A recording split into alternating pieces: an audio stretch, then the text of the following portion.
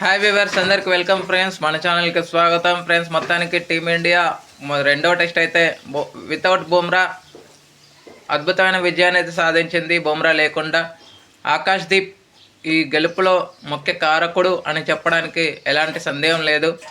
So match ఎలా సాగింది ఏంటి అని వివరాలకు వెళ్ళిపోకంటే ముందు రోకో ఫ్యాన్స్కి చిన్నపాటి నిరాశ అని చెప్పడానికి లేదు, చాలా బిగ్ షాక్గానే చెప్పుకోవచ్చు. ఎందుకంటే మనము ఈ ఆగస్ట్లో జరిగేటువంటి బంగ్లాదేశ్తో టూర్ ఏదైతే ఉందో అది సెప్టెంబర్కి పోస్ట్పోన్ అయింది. నెక్స్ట్ ఇయర్ సెప్టెంబర్కి, not this September, next year సెప్టెంబర్కి పోస్ట్పోన్ అయింది.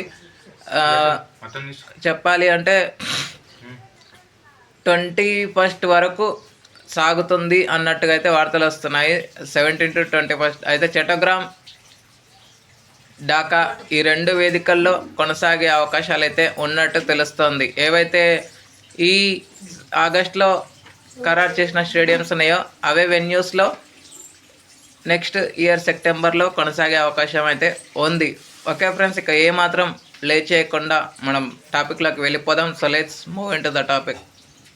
హాయ్ హలో వివర్ అందరికీ వెల్కమ్ ఫ్రెండ్స్, మన ఛానల్కి స్వాగతం. మా ఛానల్లో మీకు కనుక వీడియోస్ నచ్చితే లైక్ చేయండి, షేర్ చేయండి, కామెంట్ చేయండి మరియు సబ్స్క్రైబ్ చేయండి. మరిన్ని నోటిఫికేషన్స్ కోసం పక్కనే ఉన్న బెల్ ఐకాన్ని ఆల్ పైన ట్యాప్ చేయండి. ఆల్ పైన ట్యాప్ చేయడం ద్వారా మేము చేసే ప్రతి వీడియోలని, తాజా వీడియోలని నోటిఫికేషన్లో పొందగలరు. సో ఓవర్ నైట్ స్కోర్ 72 వద్ద ప్రారంభించిన ఇంగ్లాండ్కి ఆదిలోనే అంటే ఈరోజు అంటే డే 5 ఏదైతే ఉందో స్టార్టింగ్లోనే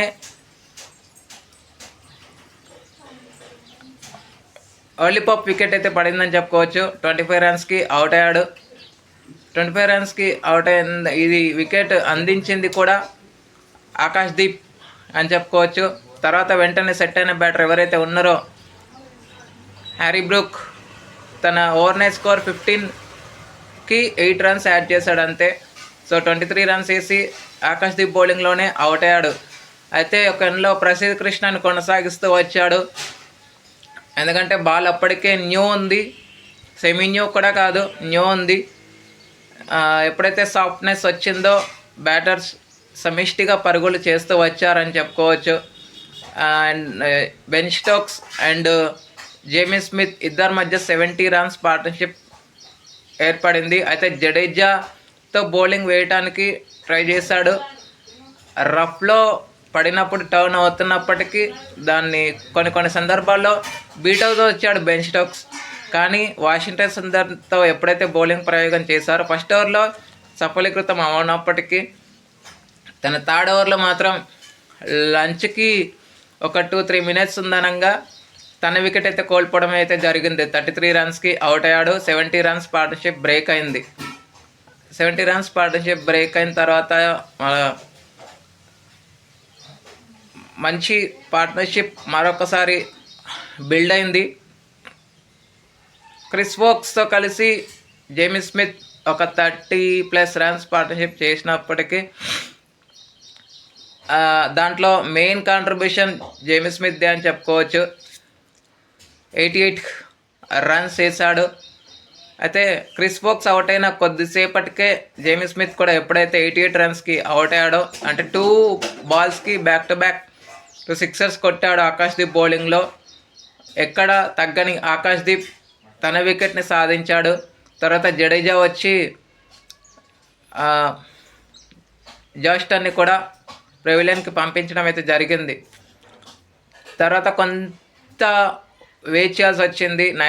లాస్ట్ వికెట్ పడటానికి కొన్ని ఆపర్చునిటీస్ క్రియేట్ చేశారు. ఆకాష్దీప్ బౌలింగ్లో ఒక ఆపర్చునిటీ క్రియేట్ అయింది. తర్వాత జడేజా బౌలింగ్లో ఒక ఆపర్చునిటీ క్రియేట్ అయింది. జడేజా బౌలింగ్లో బ్రైండన్ కార్స్ క్యాచ్ డ్రాప్ చేశాడు కేఎల్ రాహుల్ అని చెప్పుకోవచ్చు. తర్వాత ఏవైతే 38 రన్స్ ఒక 8 to 10 రన్స్ ఎక్స్ట్రాగానే చేశాడని చెప్పుకోవచ్చు. సో మొత్తంగా 271 రన్స్కి అయితే ఆల్అవుట్ అయితే అయింది. లాస్ట్లో బషీర్ ఒక 4 ఒక 6 కొట్టడం వల్ల 12 రన్స్కి అవుట్ అవడం అయితే జరిగింది.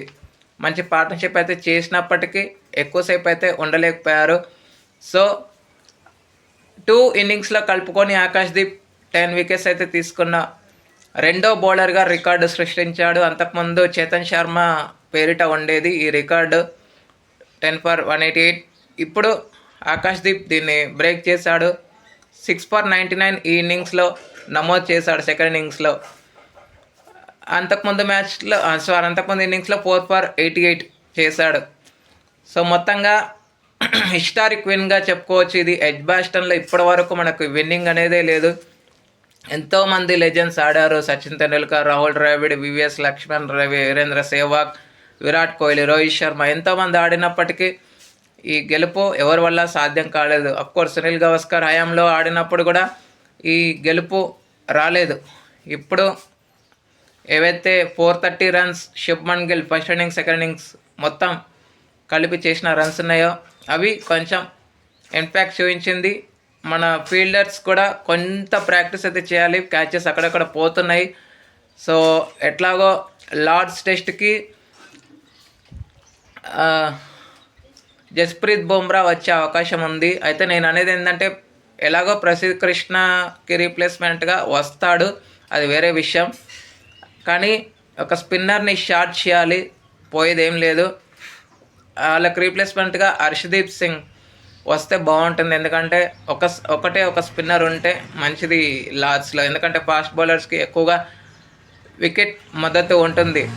ఇక player of the match award అయితే శుభ్మన్ గిల్కే వరించడం అయితే జరిగింది.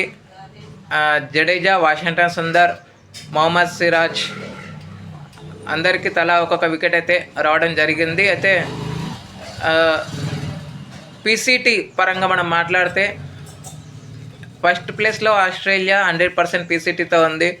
సెకండ్ ప్లేస్లో శ్రీలంక 67.67గా ఉంది. థర్డ్ ప్లేస్లో ఇంగ్లాండ్ 50.00, ఇండియా 50.00. ఫిఫ్త్ ప్లేస్లో వెస్టిండీస్ 16.67, బంగ్లాదేశ్ 16.67. లాస్ట్లో వెస్టిండీస్ 0.00 నమోదైన PCT. Okay friends, thank you. మరి మిమ్మల్ని ఈ మ్యాచ్లో ఎవరు ఆకట్టుకున్నారు అనుకుంటున్నారో కామెంట్ బాక్స్లో కామెంట్ చేయండి. Thank you friends. ఇలాంటి అప్డేట్స్ కోసం ఛానల్ని సబ్స్క్రైబ్, షేర్, లైక్, కామెంట్ చేయండి. మరొక అప్డేట్తో మేము ఉంటాను ఫ్రెండ్స్. అంతవరకు సెలవు, నమస్కారం.